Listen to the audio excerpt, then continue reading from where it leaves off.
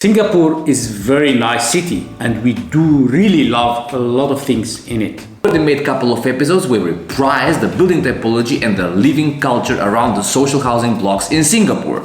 But there is no perfect city.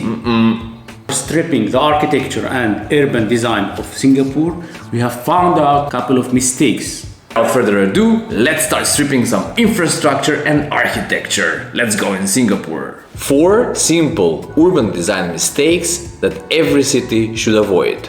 Mistake number 1. Slippery pavement. Singapore is located right on the equator and long tropical rains are a common occurrence.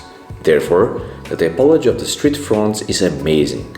Almost all the buildings have porch on the ground floor, and in that way you can easily walk around, sit in bars and enjoy the public life even during the most intense rainfalls.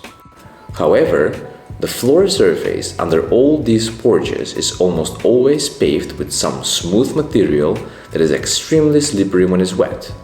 We understand that this type of pavement is the easiest to be maintained, especially in cities with high density of the population, but still it resembles serious threat and danger for all the citizens. Mistake number 2. Intense signalization. Personally, we don't think it's good when one city is overloaded with signalization and explanation of how to use the urban environment. First and foremost, it gives you a feeling of restriction and damages the social trust between citizens and authorities. Secondly, it encourages weird relationship between the citizens and the city, some sort of a product-user relationship. Finally, according to us, once you see an explicit message that suggests the way you should use the urban environment, it is a clear sign that the environment has been designed in a faulty manner. And again, we have to be reminded how to behave and move in the city.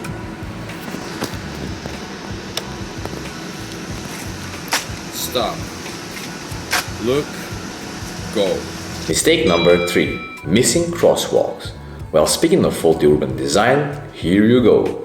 Very often we saw how a long sidewalk, a nice pathway or a walking street is being disconnected from the rest of the environment with a missing crosswalks, or the crosswalk is poorly marked.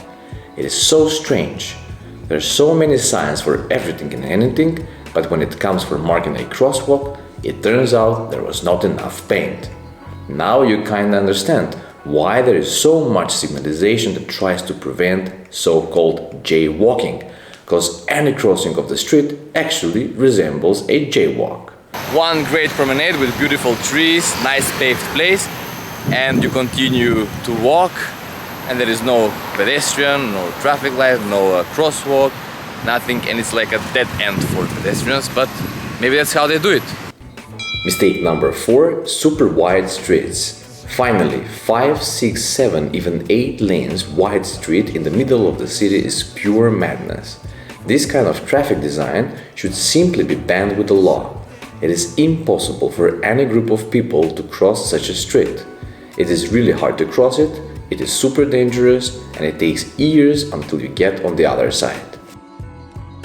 And finally, as always, on your right side, the sketched reflection. I mean, there is nothing else to be said, this one is a winner. Nicely designed sidewalks with beautiful landscape around them that are separated with big streets are just a huge mistake. They are like inviting and welcoming red carpet that takes you straight to the hole. So, thanks for following. Please reflect. Of course, if you kind of relate to this case in your city, don't hesitate to report it. Always like, subscribe, share, talk, and write.